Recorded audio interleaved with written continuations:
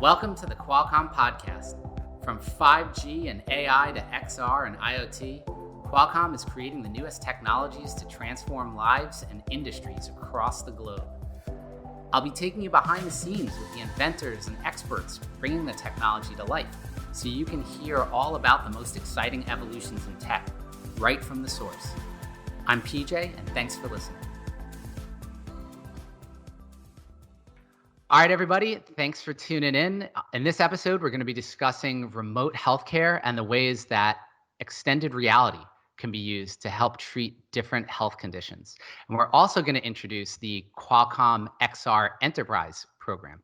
And that's a program that brings these extended reality, aka XR technologies, to enterprise solution providers. We have two awesome guests. We have Brian Vogelsang with Qualcomm and XR, and we have Matthew Stoudt, who's the CEO of AppliedVR. Thank you for coming on here today. It's truly an honor to be here, PJ. Great to meet you. And Brian, looking forward to the conversation. As am I. Thanks, Matthew. Awesome. So before we even jump into it, I just want to define for our audience, we do a lot of episodes on all different Qualcomm technology, and we have a genre of Qualcomm technology that we call XR, extended reality. And Brian, am I correct in saying that this is an all-encompassing technology? This encompasses all the different realities that we work on. So we have augmented reality, which is technology that sees virtual objects in the real world. We have mixed reality, which is a combination of augmented plus virtual reality, which is virtual reality is just completely immersive in a total virtual space, and it's complete simulation. And this is what Matthew is going to walk us through today, some of the incredible stuff that his company is using in the virtual reality space to deliver innovative healthcare. That's right, PJ. Yeah. So XR, extended reality, encompasses all the realities. It's really an umbrella term that we use for augmented, virtual, mixed reality.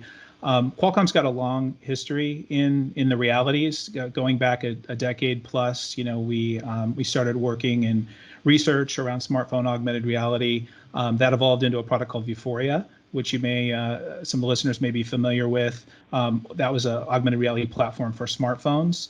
And then ultimately Qualcomm, divested that product. It went to PTC. But a lot of the R&D and the work that we did around computer vision and the technology expertise that we had in the augmented reality space was applicable to virtual reality. So we got started in virtual reality around 2015 or so, and really we saw the future of virtual reality as being standalone. So the virtual reality devices that came into the market, if we go back 5 years ago or so, were primarily tethered to a PC, and this tether required, obviously you were encumbered, you were attached to a PC, but also that included a lot of expense. You got to be physically tied to a $1,500, $2,000 PC. And so we started thinking about it. Well, what if we could remove the PC from the equation and really kind of turn that headset into more like a smartphone, make it like a smartphone technology, and remove the wires, connect it up using Qualcomm's expertise in connectivity, both Wi-Fi and cellular, and then enable these standalone devices. We thought that was a way to really drive mass market adoption of VR. And I think this had two impacts. One impact was that it helped consumer virtual reality start to take off. Now people who are exposed to devices like the Oculus Quest can get access to VR technologies and began using it in their homes without the need for anything else, PC-wise. And then it also really helped the enterprise or commercial markets, because the ability to ship a device, a small portable device, have someone simply put it on and get started with an experience, I think really unlocked a lot of value in the commercial markets. And so, that's, I think, what leads us to today in the discussion that we're having, with Matthew and Applied VR, is that, standalone VR has been a big enabler for virtual reality, and in a lot of different verticals, medical and healthcare being one. So really excited to be here today to talk more about that. So, Brian, Matthew, I come also on in. want to add one comment on that as you were talking about that. It's funny, if you look back at the history of VR, it's something that's actually been around for nearly 30 plus years. Yeah. And in healthcare, it's been one of the earliest use cases for it. But the whole issue was the device, the form factor. That was, you could do these amazing things with it, but it was too costly, too big, all of that. And even 5 years ago, where people were trying to deliver it as simply as a cell phone, even that complicated thing of putting it in a headset was challenging, especially in healthcare where it skews older. Yeah. So all of the work that Qualcomm has been doing to basically refine that device, the HMD, head mounted display, and bring it down and make it easier and easier to use, smaller form factor, that's really what's going to be the key to unlocking this for a mass scale adoption in the world of healthcare, because the hardware to date has been the friction. And Qualcomm's been doing an amazing job at reducing that friction every year, day in and day out. Totally, and that's it's Qualcomm's mission is to make everything smaller, make everything wireless, make everything run longer on a single charge, and just make the experience even more and more immersive. And I mean, year after year, we're delivering that through chipsets, like including the Snapdragon 835 is used for VR. As well as our latest is the XR1, XR2 chip, and even we make an SDK for people to experiment with and build their own headsets. And we're in just a new time during this pandemic, and I think our audience is probably sharing obviously the same experience we are, where we've all now trying to do everything as virtual as possible. We're seeing our doctors now remotely, but your company, AppliedVR, is taking that to the next level and trying to make that remote experience for healthcare even more virtual. Do you mind walking our audience through like the amazing stuff that you guys are doing? Yeah, so we've really been focused on how do we actually pioneer this next generation of what we call digital medicine. If you compare what we're doing in virtual reality to what's been done on cell phones for traditionally been called digital therapeutics, this is the next generation because by virtue of putting something on where we sometimes use the word hijack the brain, it enables us to do some pretty powerful things. We started off in the world of acute pain. That's where most of the science and evidence was. But we always believe that if you're going to make the biggest impact in healthcare, both from an efficacy perspective and from a value perspective, which is how do we bring down the cost while we improve outcomes, it's ultimately about getting it into the home. And so our vision has always been, how do we get this into the home? How do we drive that adoption? How do we empower patients to take control of their own health, especially if they have serious medical conditions? And it's unfortunate that it took a pandemic to actually be the catalyst that is now driving something that without this probably would have taken, quite honestly, another 5 to 10 years to accelerate both the acceptance and the adoption of this. So for us, we have really are in some sense excited by some of the things that this pandemic is opening up for patients. And in our case, it's first and foremost going after chronic pain, which is something that afflicts 100 million sufferers in the US, 1.5 billion worldwide. And it's not, for us, it's not just about simply trying to address the pain, but it's also about addressing the comorbid conditions that generally go along with that, which is going to be mental health issues like depression, anxiety, catastrophization. Then you layer on sleeplessness. And in a world of COVID-19, where people are feeling that stress and anxiety more than ever, you're seeing pain scores go through the roof right now.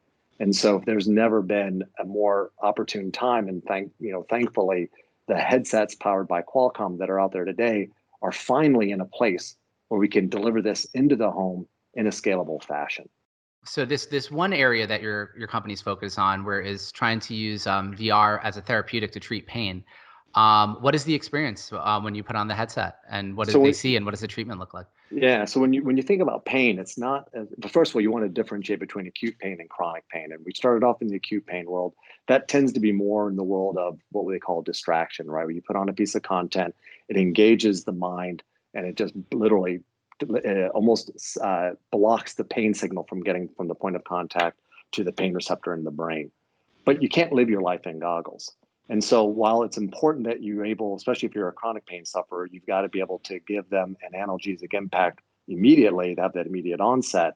with the distraction side of it, it really is about teaching skills over a course of time so that they're not going to live their life in the goggles, but they can take those goggles off and they can remember a lot of the tools that you taught them with this powerful medium. And so for us, there's this element of distraction, which is a small part of it. But the core of this is about using biofeedback and cognitive behavioral therapy, but delivering it almost on steroids to the brain. And I'll tell you, there's nothing more powerful than when you put a device on and you can start to connect parts of your body to your mind in ways that you never thought before. Like you can see your breath visualized in VR, or as you start to bring more wearables into the picture, which is a big part of the roadmap for Qualcomm, where we can actually take any biosignal and translate it into a visual experience within VR. We can then actually use that for you to start to learn self-regulation. It's about empowering the patient with these tools. And I see on your website, you guys have, I think, like imaging of brains, I guess, that are before and after the treatment. So you could see that the brain has kind of relearned how to, I guess, deal with this, with pain, I guess. Is that? It's tapping into the neuroplasticity of the brain on the one hand. That's the training side, right? We know that the brain can change. And if we can use VR as a way to accelerate the way that the brain processes something and it can change, then that's when you can really start to make a big impact, whether it be you're talking about pain, chronic or acute, or mental health issues as well, areas of psychosis, suicide. There's all these different areas where VR ultimately can have a big role to play. And when I use VR, we also think about it as XR as well. It's not just VR. VR has a role to play, but mixed reality, augmented reality, it depends on what you're trying to achieve with the patient, but each of these has a real role to play in the world of healthcare today. I have a little anecdotal story here. About a year ago, this is on the acute pain side, but we took my son to the podiatrist because he had a ingrown toenail, and this he'd had one before, and he was really, really nervous about it and having this stress response because they had to freeze and numb the injection site, and it was more the injecting the local anesthetic that was like stressing him out because there's so many it's kind of a bony and tendons and nerves and that sort of thing in your toe. And so he was really having a stress response. And I didn't go, but I handed my wife the Oculus Quest and I said, put this on him when he's there. And she did that. And it's amazing, the physical stimulus is the same. I think it's just your brain's perception is altered, and like it got him through it so much better the second time around. And the podiatrist was like, "That's fantastic. How do I get more of these?" So I don't know, Matthew. I know there's the acute pain is only one area that you focus on, but just from personal experience, we've seen it do great, amazing things. Just to layer on to that one, we just completed a study that was published over at Cedars-Sinai for labor and delivery, and it's amazing as the form factor gets smaller and better and more scalable. I've sort of viewed this as almost the Cambrian explosion, if you will, of new therapeutic areas where we can apply XR in the medical space. We never even thought about this for labor and delivery, and yet there was a patient that had presented and said she wanted to deliver naturally, and then the guy's like, well, we've got this VR device, let's try it. And she ended up being in there for 2 hours. The doctor literally had asked her to take the headset off if she wanted to see the birth of her child. She had used no sedative or anything. And it was, when you think about some of the most painful experiences and that someone can go through. Fortunately, we're 3 guys. This is not a pain we will ever experience. Thank God, because women are so much tougher than we are. But the fact that it can actually help a woman abate pain like that, I think it says a lot about the power of what VR and XR more broadly will be able to do as we continue to advance the science of this. It was a birth without drugs and using your product. That's incredible. Using XR. I think there have been over now about 200 babies born using our product. So it's exciting to see just the different ways that people are able to use this. What other aspects are you guys using AppliedVR to help the healthcare industry with? Yeah, so we started off obviously in the pain area, and also was the other impetus that you had for the interest and adoption of this was the opioid epidemic. And by the way, with COVID-19, the opioid epidemic is only going to get worse because again, as that pain increases and people are stuck at home, they're going to be turning to those pharmacological pills like that. And so again, we've been partnered with the National Institute of Drug Abuse to validate this and then ultimately bring it out and commercialize it in the marketplace. But the other area that we've seen a lot of interest in this, obviously, is you think about anxiety. And cancer is an area that we just formed a first of its kind partnership with the National Cancer Institute, where we're actually co-developing a therapeutic intervention that's going to help cancer patients address the mental health side of it. Obviously, when you are diagnosed with cancer, there's a huge challenge with patients going back in to get their CT scans, their MRI scans, all of that, because they're afraid of what the results are going to show. Or they're afraid of taking some of the medication. They'd rather just not know because they can't deal with the mental health side. And so, this as one of the first points of entry, working with the National Cancer Institute, I think is going to be it's going to start to really open the door up for a lot of different ways that we can leverage VR and again XR to address the broader mental health issue that I think is one of the biggest unmet needs in general in healthcare in America. This is amazing. And how did this relationship begin? I mentioned that Qualcomm's building technology chipsets and software that are powering these standalone augmented and virtual reality devices, like the Pico device that AppliedVR are using. And so we build reference designs, which are kind of blueprints that we provide to the OEMs that allow them to get to market much more rapidly. And so as a part of this reference design program, we learn about what the needs are in the market. We learn directly from the OEMs about some of the problems that they have with the technology. But oftentimes we're not speaking to the people who are really applying the technology. We're not working with the companies who are delivering the solution on top of the hardware that people are actually buying. They're not buying a VR headset.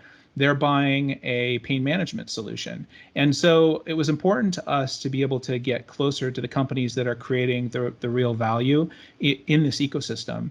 And so we established a program called the XR Enterprise Program. And the goal with this is really for Qualcomm to begin working more closely with the companies that are driving value in the industry and it's an important feedback loop for us to be able to better understand what the needs are for next generation hardware. So as we work on those next generation chipsets and we work on those blueprint reference designs, we can incorporate that feedback, not just from the OEMs, but also from the people who are selling the technologies that are really creating value with the devices. And so that's the XR Enterprise Program. And when we looked out across the landscape of verticals where VR was being used today, medical was one area that we thought was really important, that the technology was very transformational for. And so that quickly led us to the different areas, and pain management being one of them. And then that allowed us to identify really quickly AppliedVR as a market leader in that space. So that's how we got connected. We reached out to them, and now we've invited them. They've joined our enterprise program, and we work together on areas around promotional opportunities, maybe co-marketing, demonstrations, joint case studies, things like we're doing today on the podcast. And then also we're in a unique position where we have some insight into the industry, where it's headed. We're kind of at the center of the industry and all the designs that are coming over the next 12, 18, 24 months. So we have insights into where the industry is headed that we can share with partners in this XR Enterprise Program. And of course, we have the reference designs and like to share those with our next generation chipsets early with our partners so that they can better understand the blueprints for the technology that'll be enabling devices in the next 12 months. And so this is just a really good opportunity to get closer to the companies that are creating the real value, like AppliedVR are. That's fantastic. And for people who are looking to get involved in the enterprise program, this is there's ways out there, right? I see they can Google it, the Qualcomm XR Enterprise Program, or I'm going to read off the long URL right now. It's qualcomm.com/support/QAN/Qualcomm-XR-Enterprise-Program. That's right. And there's a website there. There's a place to apply, and the companies that we're looking for to work more closely with are companies like AppliedVR, who are out there working with the technology, deploying the technology in specific verticals, solving real problems, doing it at scale. Those are the kinds of companies that we want to be working more closely with across a number of verticals, medical being one. Absolutely, and I think Matthew, your work at AppliedVR is incredible. I mean, a lot of times when we talk about XR, we show off gaming and but you guys are doing a lot of the heavy lifting during this time, and I even see here on your website, people can check out at AppliedVR.io. You guys are doing really noble work with what seems like to treat our veterans as well, as you were saying, to treat some of the mental issues that may be going on that everyone is going through at this time. Yeah, it's been great to see the adoption of this in different sectors, and in fact, actually, the Secretary Wilkie, who's the head of the VA, in his State of the State address this past February, referenced our work together. Wow. Which was fantastic for them to call out AppliedVR and how we're trying to help not only the veterans, but then also over on the DoD side, right? So you think about our ability to help them, whether it be with mental health area or, again, obviously for that chronic pain, nothing's more rewarding for us as a company to be able to do that. Is there anything else you would like people to know about AppliedVR? Well, I'll tell you, this is something that we really think about. What's the future state that we're talking about? And really, we have pretty big vision for what this is going to look like, hopefully sooner than later, but even within the next 5 years. If you think about today, everyone's got a cell phone in their hand, and so you can do a lot of great things with digital apps. We don't have that broad-based adoption yet of VR where you see one in every home. And I think what it's going to take for that to be successful is to be able to deliver truly mission critical benefits to whether it be consumers or patients, depending upon whatever your area is that you're coming from. For us, our vision is that ultimately we want to have a VR headset in every single home and every clinic around not only the US, but ultimately the world. Because once you have the headset in there, then it's the ability to deliver this next generation digital medicine into the home to help that patient or that patient's family address everything from chronic pain, acute pain, mental health issues. It could ultimately help with PTSD. It could help with suicide prevention, and even be a form of delivery of telehealth, where you can actually have a therapist in virtual reality talking to someone, so you feel like you're right there and have that close connection. So we've really got big ideas on what we're going to do. We're building out strong partnerships. Qualcomm is a core part of that. And so we're excited about the future and where we're going to go. We think XR is the future, and we think it's engaging, and we really appreciate companies like yours actually doing something meaningful with it. Matthew, again, thank you for all that hard work. Thank you for using XR as a therapeutic and being at the forefront of this leading technology. PJ, appreciate it. It was great being on, and thanks for having us here. And Brian, as always, great working with you and the Qualcomm team and the enterprise side. Thanks so much, Matthew. Thank you, PJ. All right. Thank you guys both for coming on. This has been another awesome episode, and we thank everybody for listening. We'll see you again next time. Thank you. Thanks for listening to the Qualcomm podcast. If you haven't already subscribed, you can do so via SoundCloud, Spotify, Apple Podcast, or Google Podcast. And by the way, our friends at Legal really want you to know that references to Qualcomm may be Qualcomm Incorporated, Qualcomm Technologies Inc., and or its subsidiaries. Qualcomm Snapdragon is a product of Qualcomm Technologies Incorporated. Until next time.